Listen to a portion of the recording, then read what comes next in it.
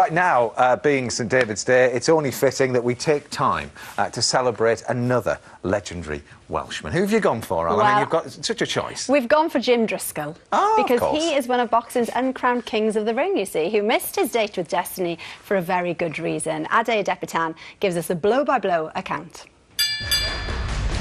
Long before Joe Calzaghe, South Wales has had a passion for boxing. Never more so than when fighters first laced up their gloves more than a century ago. One Cardiff boxer, peerless Jim Driscoll, inspired such devotion that 100,000 mourners lined the streets for his funeral. So how did a boxer who never actually became world champion gain such affection that the public demanded a send-off fit for a royal? It's the nearest thing we've ever had in Wales to a state funeral. I think Jim was one of these people who actually transcended his sport. He was born in abject poverty just a few yards from this very statue. He was the son of Irish parents, and he cared deeply about the people in his community. And through his achievements in the boxing ring and charitable work, he was able to unite the whole community. Jim Driscoll progressed from the fairground boxing booths of South Wales to British and Empire titles. He took America by storm with a winning run against the best featherweights of the early 1900s.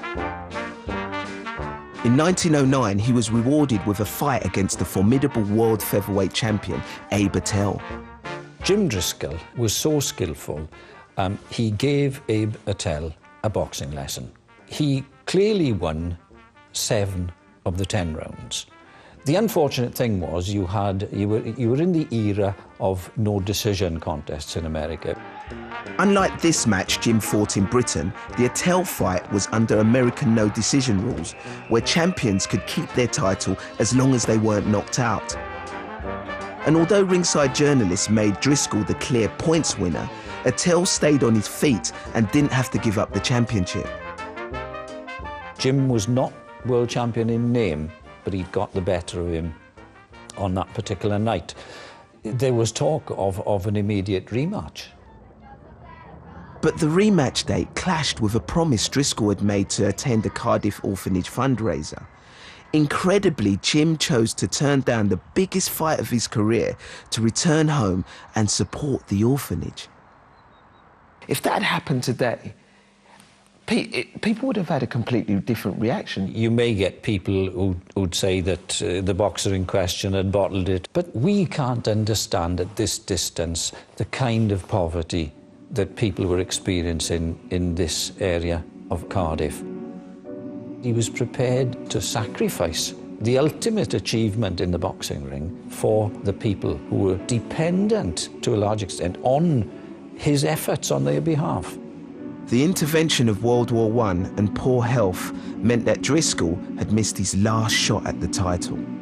That is just an incredible decision, to forfeit a chance at going for a world title because he'd made this promise. I think we need to remember how things started out for Jim Driscoll. His father dying when he was just a few months old. His mother having to take on work in the docks. He will have seen the sacrifices that his mother had to make. And growing up in that poverty, he probably thought, well, if I can do something about this, I sure am going to. Driscoll died of pneumonia aged just 44.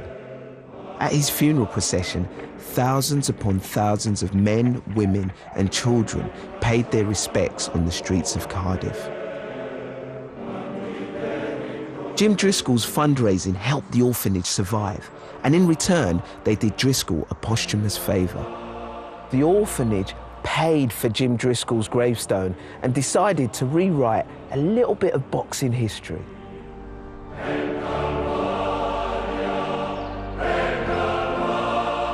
Peerless Jim was never officially world champ, but on his gravestone, that's how the orphans wanted him remembered.